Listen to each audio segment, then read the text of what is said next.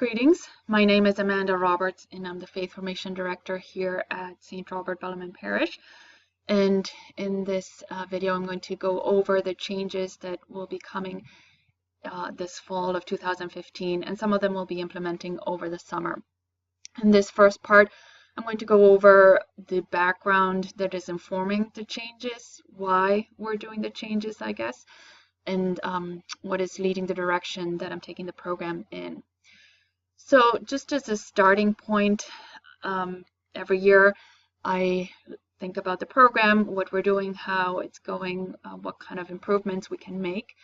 And one of the things to consider always is what is our goal in the Faith Formation program. And of course, my goal is to see that children and their families grow in faith together, and children become adolescents and adults that continue the practice of the faith, that are Christian witnesses and disciples as they go forth. Hopefully, as a parent, that is your goal as well, to share your faith with your children and to see them embrace that and carry that forth into their adult life. So just as background, are there studies that help in figuring out how best to do this? And yes, there have been studies that have looked at children, following them through adolescence into adulthood to see what factors shape and influence their religiosity into adulthood.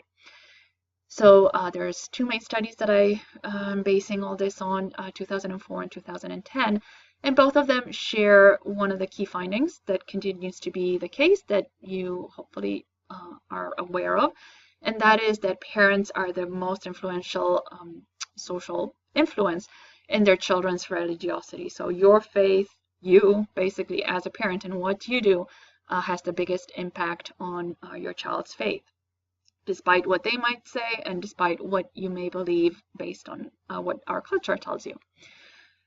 And also, they use this phrase that parents will get what they are. So if you're thinking about your child and what kind of person of faith they will be, you can look at your own faith, and that will be your best indicator of what your children will be. And that makes sense. If you think about it, you can look at your own family faith progression, say, look at the religiosity of your grandparents, your parents, yourself, and kind of project that onto your children. And makes sense because we tend to look to what we know as our starting point and as our reference. I'm sure when you had your children and started thinking about raising them in the faith and what to do, one of the first places you looked to was your own experience and what your parents did for you. So it's likely your children will do the same. So whatever their experience encompasses will provide the foundation for them. As we talk about parents and the kind of influence, one of the key parts of that is parents who talk about faith with their children. And that is the most important piece that makes the biggest difference, I guess, in whether children go on to be adolescents or adults who have faith. And one of the other pieces of that is what we do here at church, what happens at church, whether you take your kids to CCD on a weekly basis, monthly basis. When there isn't a foundation at home or a correlation at home, parents who continue that formation at home, what we do at church has very little impact, sadly, but true. And again, makes sense if you think about even just the time factor, how much time they spend here engaged in formal religious education based compared to how much time they spend on pretty much any other activity in their life, whether that's be watching TV, movies, or spending time with their friends, engaged in activities like sports or other extracurricular activities. All those, I'm sure they spend a lot more time on than they do here engaged in formal education. So it makes sense that it has a small impact on them. As we look at children who become adults in faith and what their families do, there are some best practices. And first among those is family faith conversations. As mentioned, adults who talk to their kids about their faith, that makes a big difference in their kids' lives. So this may be things like maybe you go watch a movie.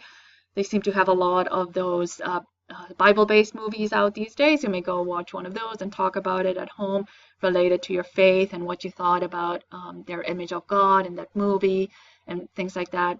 Just informal conversations springing from discussions about values or morals or dilemmas, things that happen, and kind of bringing your faith explicitly into that discussion. Prayers and devotions.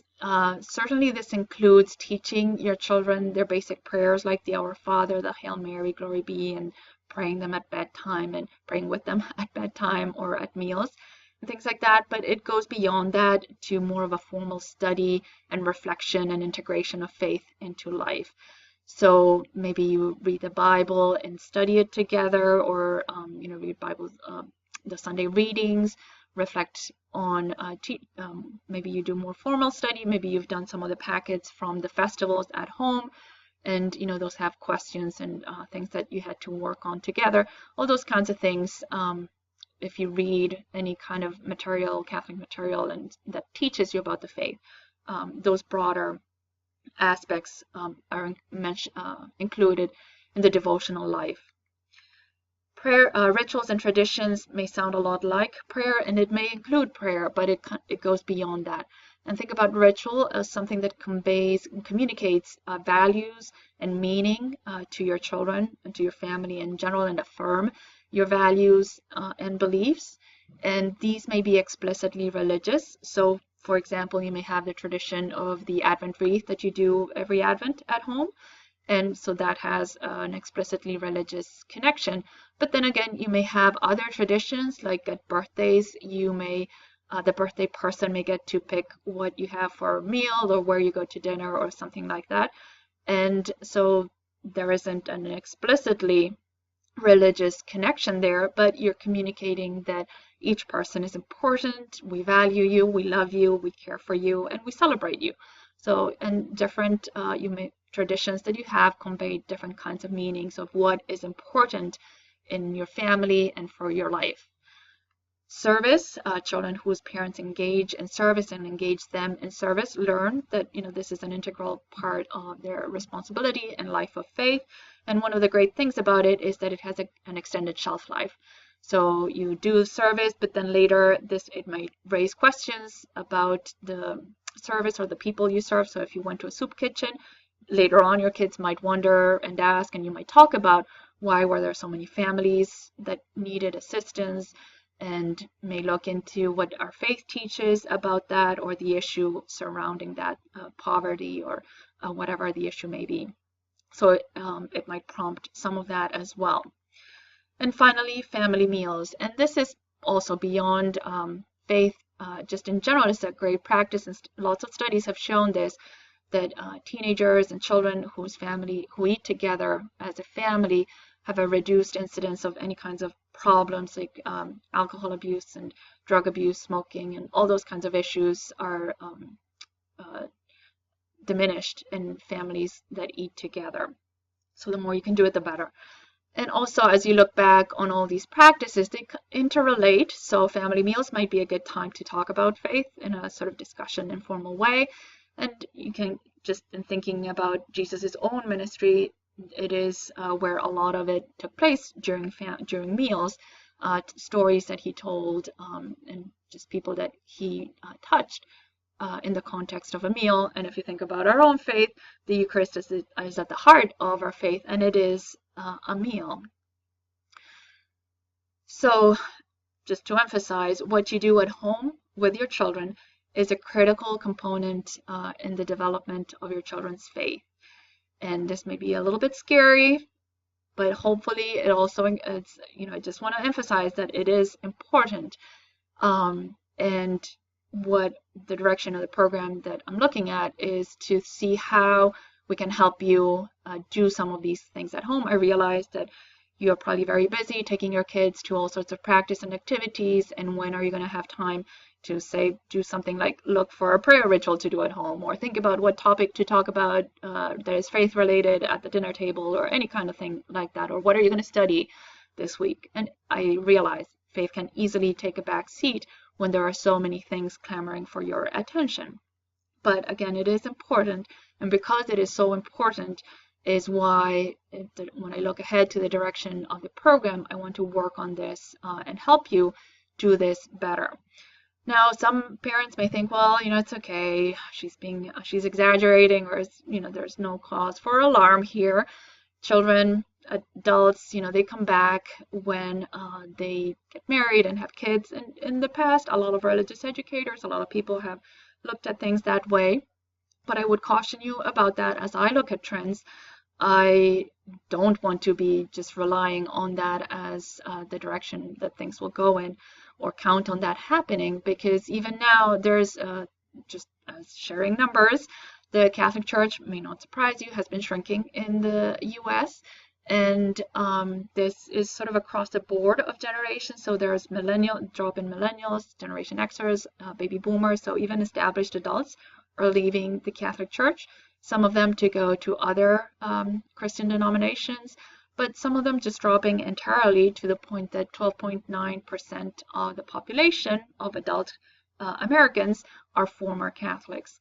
That is a large number of people.